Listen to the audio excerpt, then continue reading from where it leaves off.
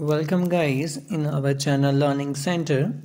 तो आज की इस वीडियो हम सीखेंगे मशरूम कल्टीवेशन के प्रोसेस के बारे में डिटेल में कि मशरूम कल्टीवेशन करने के लिए हमें किन किन बातों का ध्यान रखना होगा। तो आइए जानते हैं। तो मशरूम कल्टीवेशन करने के लिए हमें सबसे पहले कंपोस्ट की प्रिपरेशन करनी होगी। फिर इस कंपोस्ट को हमें बैग्स में जहाँ वुडन ट्रेज में फिल करना होगा। उसके बाद मशरूम का सीड जिसे हम स्पॉन बोलते हैं उसकी सोइंग करेंगे। उसके बाद एक प्रोसेस है जिसे हम केसिंग बोलते हैं। दैन उसके बाद हम उसकी हार्वेस्टिंग करेंगे। तो इस सारे प्रोसेस से पहले जान लेते हैं कि हमें कौन कौन से मटेरियल्स चाहिए।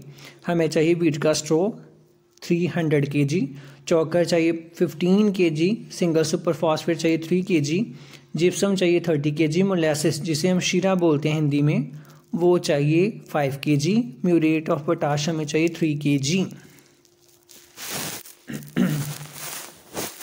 तो स्टेप फर्स्ट के अकॉर्डिंग कंपोस्ट प्रिपरेशन। तो बेसिकली कंपोस्ट क्या है, एक मीडिया एक सबस्ट्रेट है जिसमें मशरूम का माइसीलियम ग्रोथ करेगा। अगर कंपोस्ट अच्छी क्वालिटी की होगी तभी हम अच्छी मशरूम्स की प्रोडक्शन ले सकेंगे। इसलिए मशरूम की जो क्वालिटी है वो कंपोस्ट पर भी डिपेंड करती है। बेसिकली दो मेथड्स हैं, लॉन्ग टाइम मेथड और short time method for compost preparation. दोनों के बारे में जानते हैं डिटेल में। तो लॉन्ग टाइम मेथड में क्या करेंगे, हम कंपोस्ट प्रिपरेशन के दौरान स्टीम पास्चराइजेशन हम नहीं फॉलो करते हैं। ये एक चीप मेथड है लेकिन टाइम कंज्यूमिंग मेथड है। मोस्टली फार्मर्स इसे अडॉप्ट करते हैं क्योंकि इस मेथड में कम खर्चा आता है। इस मेथड को यूज़ करके हम 3 से 4 हफ्तों में कंपोस्ट रेडी कर सकते हैं अपनी मशरूम कल्टीवेशन के लिए।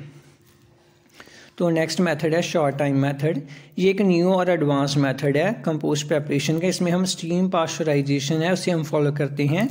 इस मेथड को यूज़ करके हम अच्छी क्वालिटी की कंपोस्ट रेडी कर सकते हैं। अच्छा मशरूम की अच्छी प्रोडक्शन मशरूम की ले सकती हैं।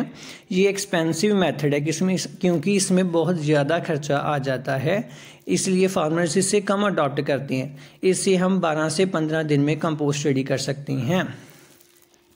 इसके बाद कुछ दोनों मेथड्स में क्या क्या डिफरेंस है, किसकी कितनी यील्ड है, कंपोस्ट प्रिपरेशन का टाइम क्या है, वो आप देख सकते हैं स्क्रीन पर दिखाई दे रहा है कि दोनों में क्या डिफरेंस है।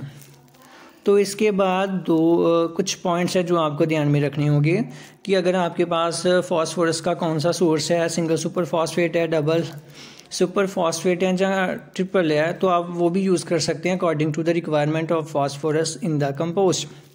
उसके बाद आपको जो कंपोस्ट है उसे पक्के फ्लोर पर, जो पक्का फ्लोर है उस पर बिछाकर पानी से अच्छे से गीली करके 48 आवर्स तक उसे सो करके रखना है और गनी बैग से कवर कर देना है। उसके बाद चॉकर और फर्टिलाइज़र को 24 आवर्स के लिए आपको सो करना है वाटर में और देन उसे भी गनी बैग से कवर कर देना है। तो उसके बाद है थर्ड स्टेप में आपको क्या करना है।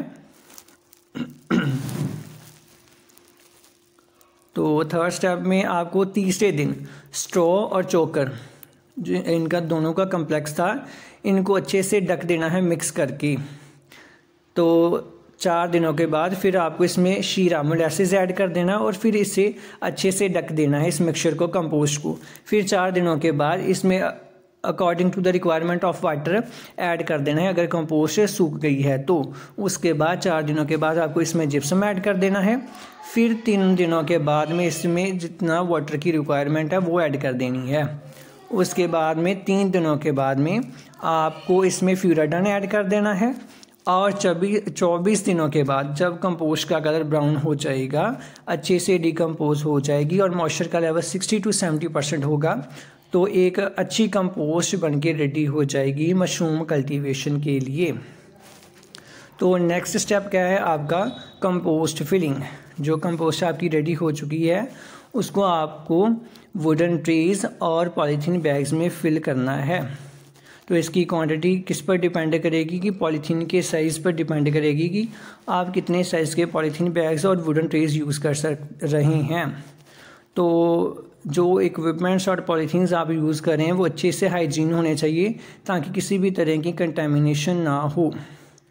तो ये जो क्वांटिटी है कंपोस्ट की वो इस चीज़ पर भी डिपेंड करती है कि आप कौन सा मेथड यूज़ कर रहे हैं सॉइंग के लिए, 1 लेयर मेथड, 2 लेयर मेथड और mixing of sponge with the compost. तो इन सारे मेथड्स के बारे में हम डिटेल में जानेंगे स्टेप 3 में। तो स्टेप 3 क्या है?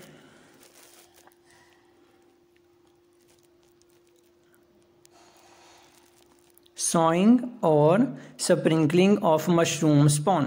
तो इसमें क्या करेंगे, जो हमने बैग्स लिए थे उन बैग्स में हमें मशरूम का सीड, जिसे हम स्पॉन बोलते हैं, उसकी हमें सॉइंग करनी होगी। 3 मेथड्स हैं, single layer method, double layer method और mixing of spawn with the compost. Single layer method में क्या करेंगे, पॉलीथीन बैग में एक 6 इंच की थिकनेस की एक कंपोस्ट को 6 इंच की थिकनेस की कंपोस्ट हम बिछा लेंगे। उसके ऊपर हम क्या करेंगे, स्पॉन का जो स्पॉन है उसे बिछा देंगे। डबल लेयर में क्या करेंगे, 3 इंच की एक लेयर कंपोस्ट की बिछा लेंगे, उसके ऊपर सीड जो मशरूम के उससे स्प्रिंकल कर देंगे। फिर एक 3 इंच की लेयर लेंगे और उसके ऊपर फिर से क्या करेंगे, मशरूम का जो स्पॉन है उसे स्प्रिंकल कर देंगे। तो थर्ड वन मेथड है mixing of spawn with the compost. इस मेथड में हम क्या करेंगे, जो मशरूम का सीड है उसे हाथ से ही कंपोस्ट में अच्छी तरह से मिला देंगे।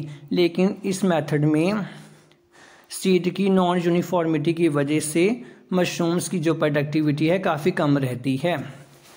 तो इसीलिए पहले 2 जो मेथड हैं, सिंगल लेयर मेथड और डबल लेयर, वो काफ़ी यूज़ किए जाते हैं। तो स्टेप 4 क्या है, प्रोसेस ऑफ केसिंग। इसमें क्या करना होगा आपको, जब आपको अपने कंपोस्ट बैग्स में से मशरूम के पिन हेड्स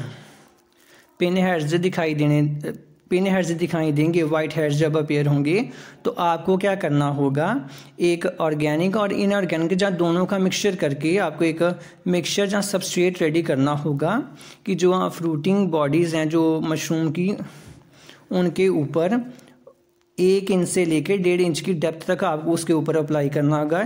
इससे क्या होगा कि उनको एक मैकेनिकल सपोर्ट मिलेगी, मॉइस्चर की अच्छी रिटेंशन रहेगी।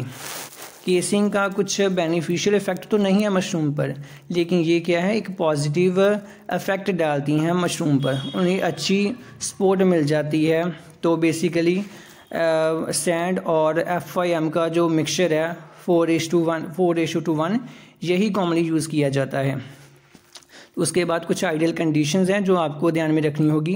कंपोस्ट का pH आपको मेंटेन करके रखना होगा 6.5 से लेकर 8.5 के बीच तक। नाइट्रोजन का कंटेंट आपको 2% तक रखना होगा। कंपोस्ट अमोनिया फ्री होनी चाहिए, क्योंकि अमोनिया जो ग्रोथ रिटार्डेंट का काम करेगा। टेम्परेचर कंपोस्ट का 22 से 26 डिग्री तक होना चाहिए। अगर 30 डिग्री से ऊपर चला गया तो माइसीलियम की ग्रोथ नहीं होगी। मॉइस्चर का कंटेंट 65 to 70% होना चाहिए। ह्यूमिडिटी 95% से ज़्यादा होनी चाहिए। और वेंटिलेशन भी बहुत ज़रूरी है, ताकि कार्बन डाइऑक्साइड और ऑक्सीजन के जो लेवल्स हैं वो अच्छे से मेंटेन रह सकें और मशरूम की अच्छी से प्रोडक्टिविटी हो सके। तो उसके बाद है लास्ट स्टेप है हमारा हार्वेस्टिंग ऑफ मशरूम। तो इस प्रोसेस में क्या होगा, जब मशरूम्स अपने फुल साइज़ और शेप अटेन कर लेंगी तो आप उसे हार्वेस्ट कर सकते हैं। बेस से क्लॉकवाइज और एंटी क्लॉकवाइज आराम से रोटेट करके आप मशरूम्स को हार्वेस्ट कर सकती हैं। तो ये था हमारा लास्ट स्टेप मशरूम हार्वेस्टिंग में। अगर आपको वीडियो अच्छी लगी हो तो प्लीज़ लाइक, शेयर और सब्सक्राइब ज़रूर कीजिएगा। Thank you for watching.